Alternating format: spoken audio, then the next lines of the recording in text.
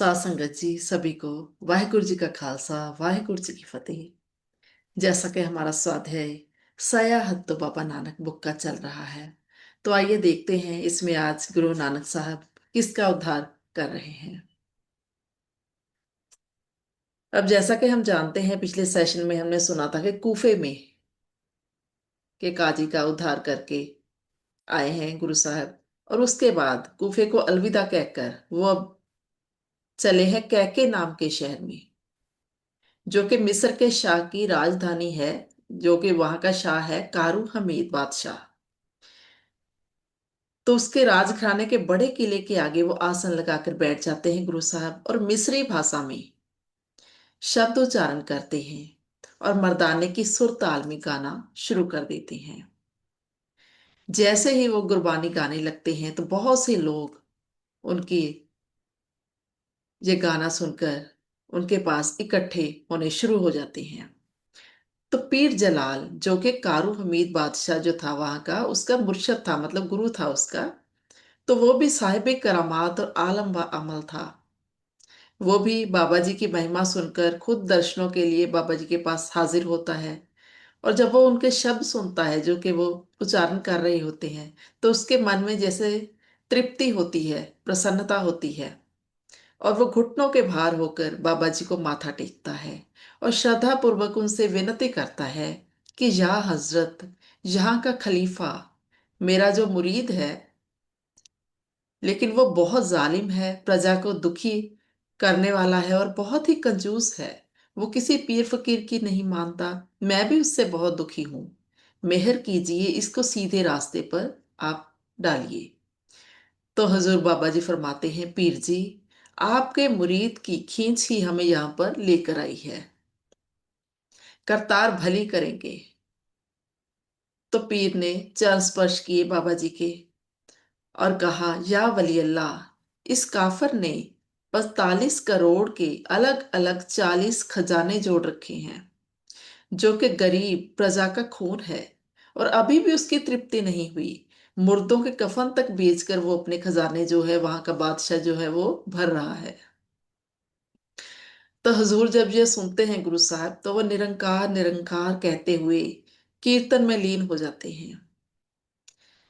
और शहर की जनता जो है, जब वो देखती है कि जो जो हमारे बादशाह का गुरु है, उसका मुर्शिद है, वो भी पीर जलाल, वो भी वली हिंद की शरण में, मतलब गुरु साहब की शरण में चला गया है, तो सब लोग टूट कर गुरु साहब के पास आते हैं, उनके चरणों में आकर लगते हैं और बाणी सुनते हैं उनकी। एक दिन क्या हुआ, कारू हमीद जो है वो दरबार में बैठा हुआ था अपने बादशाह कारू हमीद के। तो उसने अपने बादशाह को कहा कि बादशाह, तुम्हारे शहर में हिंद का पीर नानक शाह सूरा, जो कि मक्का मदीना कूफे आदि शहरों को जीत कर आया है, बड़ा वली फकीर है। सुना है इस वली अल्लाह की परिक्रमा काबे ने भी की थी।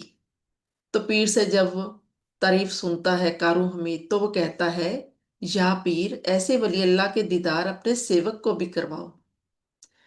पीर जी तो पहले ही यही चाहते थे।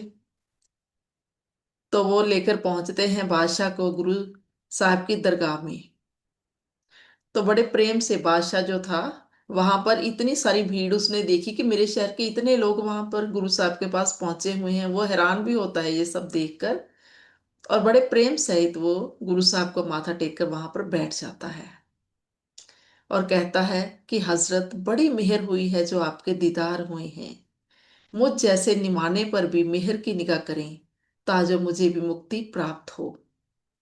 तो गुरु साहब ने अपनी जो गोदड़ी कहते हैं, उनके पास जो थैला था उनके कंधे पर टांगते थे वो, तो उसमें से वो छोटी सी सुई निकाल कर बादशाह को देते हैं और कहते हैं कि इसको संभाल कर रखना। तो कारू बादशाह बोलता है, हजरत ये क्या है? तो गुरु साहब कहते हैं, ये अमानत है मेरी, संभाल कर रखना। तो कारू पूछता है, जी छोटी सी चीज मैं कहाँ रखूंगा? तो गुरु साहब कहते हैं, हमीद, घबराते क्यों हो? तुम्हारे पास 40 खजाने हैं, किसी भी एक में रख देना। तो कारू कहता है, इनमें या हजरत इमानत खाना खाता तो कोई भी नहीं है। इस छोटी सी वस्तु के लिए मुझे उचेचा कोई उद्यम करना पड़ेगा। तो गुरु साहब बोलते हैं, हर वस्तु अमानत है। हाथ पांव, हाड़ मांस रोम, हर शय किसी की है। तुम्हारा कुछ नहीं है, तुम्हें लेखा देना पड़ेगा। तो ये सुनकर कारू बादशाह पूछता है कि हाथ पैर किसकी अमानत है। तो गुरु साहब कहते हैं, जिसने तुम्हें संसार में मनुष्य जन्म दिया है उसकी। तो कारू कहता है, ये जन्म तो खुदा ने दिया है। तो गुरु साहब कहते हैं, ये शरीर भी खुदा का ही है और शरीर के हर हिस्से से लेखा मांगा जाएगा। तो कारू पूछता है बाबा जी से कि हाथों का लेखा क्या है। तो बाबा जी कहते हैं, शुभ कर्म करने। और वो पूछता है, फिर पाँव का लेखा क्या है। तो गुरु साहब कहते हैं, नेकी के कदम। और कारू कहता है, रोमों का लेखा क्या है। तो गुरु साहब कहते हैं, सबसे बड़ी इमानत रोम है। इमानत हर सूरत में देनी पड़ती है। तो कारू कहता है, हजरत फिर आपको अपनी जो इमानत है वो कब चाहिए। तो गुरु साहब कहते हैं, घबराओ नहीं, म्याद लंबी है। तो कारू कहता है कि बता दीजिए, फिर भी मुझे पता चल जाए, ताकि मैं मोदी मोदी मतलब लिखने वाला जो होता है उसको कहते थे, मैं उससे कहकर उसके ऊपर लिखवा दूं कि आपकी अमानत कब आपको वापस चाहिए, जो कि सुई गुरु साहब ने उसको दी है। तो गुरु साहब बताते हैं कि अगले जहान चल कर लेंगे, हमीद घबराओ नहीं। तो यह सुनकर एकदम से जो कारू बादशाह है वह हैरान हो जाता है और बोलता है, ये आपने क्या कहा। या वली अल्लाह, कोई चीज कभी किसी के साथ गई है आज तक। ये बेबुनियाद सी बात आपने कह दी। तो गुरु साहब कहते हैं, हाँ ये बिल्कुल ठीक है। दोए हाथ चाड़ के ज्वारियां की तरह हमें जाना पड़ता है उस देश में।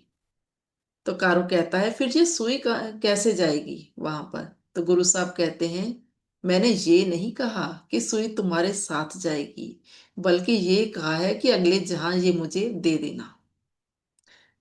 तो कारू कहता है, या वली अल्लाह, ये तो बहुत मुश्किल बात है। तो गुरु साहब कहते हैं, हमीद, एक सुई ने तुम्हें इतना हैरान कर दिया। ये जो 40 खजाने तुमने जमा किए हैं, ये सब आगे जाकर तुम्हें देने पड़ेंगे, कौड़ी कौड़ी का हिसाब देना पड़ेगा। तो कारू कहता है, अच्छा देने पड़ेंगे। तो गुरु साहब कहते हैं, बिना किसी शख्स शुबा के देने पड़ेंगे।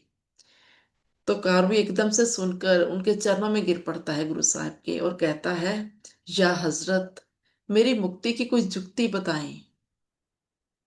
और जब गुरु साहब देखते हैं कि ये पश्चाताप कर रहा है, तो वो नसीहत देते हैं कारू को, जिससे कि कारू को ज्ञान हो जाता है कि मैंने बहुत जुल्म किए हैं। तो वह बार बार पश्चाताप करता हुआ कहता है। तो हजूर धीरज देते हैं उसको, फरमाते हैं, हमीद घबराओ नहीं। दुनिया में जीव अपने वक्त की पहचान करने के लिए ही आया है। तुम भी अपने वक्त की पहचान करो। अब कारू के हाथ जो हैं वो जुड़े हुए हैं गुरु साहब के आगे। आंखों से नीर चल रहा है, आंसू बह रहे हैं और कह रहा है, हजूर अब मैं क्या करूं, मेरे गुनाह बख्शिए, मेरी मुक्ति की जुक्ति बताएं। तो दया के सागर गुरु नानक साहब फरमाते हैं, बादशाह, तेरे देश के जो लोग हैं वो भूख से मर रहे हैं, बहुत कंगाल हैं, दुखी हैं। अपने प्रजा के भूखों को पूरा खजाना जो तुमने जमा किया है उनसे लूट लूट कर वो उन्हीं को उनमें बांट दो। यही तुम्हारी मुक्ति है, इसी में तुम्हारा भला है। अब कारू को क्योंकि ज्ञान हो चुका था, तो उसने वचन माना गुरु साहब का, और अपने सभी जो 40 खजाने उसने अपने जमा कर रखे थे वो गरीबों में बांट दिए। तो इससे क्या हुआ, लोग खुशहाल हो गए और खुशहाल होकर वो निरंकार की परमात्मा की भक्ति में जुड़े। और कारू हमीद भी सच की प्राप्ति करके निहाल हुआ। अब ये सब देख कर पीर जलाल, जो कि कारू हमीद बादशाह का गुरु था, मुर्शद था, उसने भी गुरु जी का बहुत ही धन्यवाद किया। तो गुरु जी ने इस स्थान की जो सेवा है और नेकी के प्रचार की आज्ञा है वो उस पीर को की। कैके शहर के बाहर, वो कहते हैं दक्षिण की तरफ, नहर फरात के किनारे पर, नानक वली हिंद का चबूतरा जो है, प्रसिद्ध स्थान अभी भी वहां पर है। और कारू वाली सुई जो कि बाबा जी ने कारू बादशाह को दी थी, वो भी पीर जलाल के पास अभी तक मौजूद है, जिसके दर्शन जो है वली हिंद चबूतरे में से दर्शकों को अभी भी करवाई जाती हैं। तो ये था हमारा छोटा सा आज का बहुत ही सुंदर सा स्वाध्याय। साथियों, उम्मीद करती हूँ आपको पसंद आया होगा। मुझे इतने प्रेम से सुनने के लिए सभी का बहुत बहुत शुक्रिया।